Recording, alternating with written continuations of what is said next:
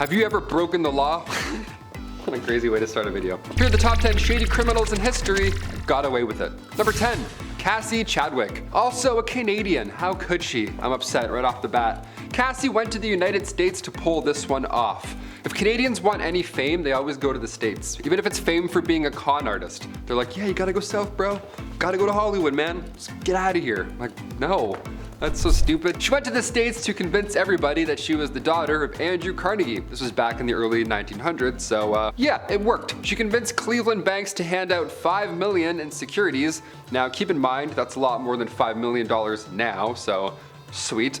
Also, this was a time where women could not get bank loans in general, ever. So this was an impossible task times 2. Is it wrong of me to say I'm kind of impressed? Cassie passed away at age 50 in 1907 in the Columbus Penitentiary. Yeah, she got caught, but she got away with it for a bit, so, you know. Number 9, Donald Pugh. Okay, this is the craziest thing I've ever heard. Donald Pugh was suspected of arson and vandalism. So police in Ohio put a photo out of his face, of course, and they asked locals to step in and help get this man off the streets. Now this was back in 2016. Now the photo that was issued to the public was this one. But Donald wasn't a fan, right? So he sent the police a better photo of himself to use. Look, Donald, the shot, yeah, I admit it's much better. Facial hair is cleaned up a bit, the shades are pretty sick, that's a great addition. Gotta protect your eyesight as you commit arson, I guess. The police department got this pic, it's just, you know, a selfie, with the message, here is a better photo. That one is terrible. So they're like, okay, thank you. Shocker, he was caught immediately. Number 8, Logan James. Not to be confused with James Logan, that's Wolverine. No, Logan James over here had actually just breached his license conditions after being released from prison on February 6, 2015. Gwent police took to Facebook to ask locals to help out, but one user in the comments section started getting a lot of upvotes, a lot of likes. It's Logan James himself commenting on the Gwent police status. What does he have to say? Let's tune in. Haha, catch me if you can, won't see me slipping. Over 40 likes, obviously, is a pretty hot comment, right? He then added, I have been walking around near home, so they're not trying too hard to catch me, lol. Yeah, James was then caught hours later near said home, and the police thanked the public again for doing their part. Thanks, Logan. Again, we couldn't have done it without you. Number 7, Aidan Kline. Apparently we can't trust funeral directors now. That's fun. I guess sleep in fear. This was recent as well. This was back in 2011 when Aspen Mortuaries had a contract embalmer. First of all, that's a pretty wild job just to pick up and go around and do. Kudos if you do that. Just a contract embalmer out there. Hit that thumbs up. Nice. His name was Aidan Kline and the job was going well, I guess as well as it could be going in that specific job, until a local pawn shop delivered a tip to police saying that Kline was selling a lot of gold. A suspicious amount of gold. And considering his job, now we gotta ask a few questions, right? Was Adrian selling watches, rings, necklaces, anything like that? No, Adrian was actually selling gold teeth that he, you know, himself. Between May and November of 2011, Kline had been selling dental gold to over 17 different pawn shops and making a pretty penny because of it. That's disgusting. Imagine the smell. Like, how do you even take that to the shop without them? Let's move on. I'm gonna throw up. Number 6, Charles Ponzi. Yeah, we've all heard the term Ponzi scheme at one point or another, but what does that even mean? Who is this man? What has he done? What has he done in history? I always get him confused with the Fonz. So growing up, I was like, this Fonz character is a little sketchy. I think. I don't know. I don't watch the show. I'm far too young. A Ponzi scheme. It's a sham of an operation. Back in 1903, Charles first moved to the United States. He was an Italian immigrant who was just looking for work. Simple as that. Now, after working job after job after job, he eventually got hired at Bank Zerosi in Montreal, Canada. When the bank went bankrupt, Ponzi was screwed. He needed to do something fast. So he dabbled into smuggling and then promptly was caught. Now, after he was released, he went into the postal system, right? This is his last hurrah.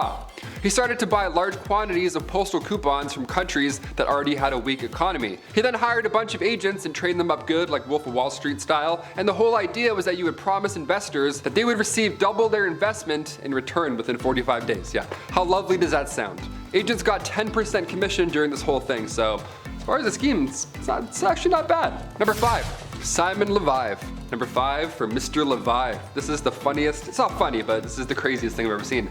I have to mention this guy. It's quite recent, and there's a documentary about him on Netflix. It's called The Tinder Swindler. Perhaps you've seen this. I threw this on, not really sure what to expect. You know, I was doing some laundry. I was hooked. I had to watch this entire thing. This guy, he's wild. He would go on the dating app, he would go on Tinder, and he would talk to women. He would get to know them a bit, you know, favorite color, favorite album, all that stupid stuff. But then he would convince them that he was the owner of an Israeli diamond company. He would have private jets, bottles, security, you named it. He even had a big jack dude named Peter. He had a big, strong man that would just follow him around. That's how you know it's the real deal. And then he would text them out of nowhere in peril. He would say his enemies are after him, like, you know, diamond business enemies, whatever, deep stuff like that. And he sent these women pictures. He would send them photos of Peter, like big, strong Peter, the security guard, injured, right? It didn't look great at all. Simon would also send voice notes saying that he was being attacked and how his enemies are after him. And then he would ask for like $20,000. And it worked. He did this with multiple women and it worked. It was horrible. It's the worst situation you can get yourself into. At the end of the day, he only got a 15-month sentence back in 2019. Number 4, Irina Kristy.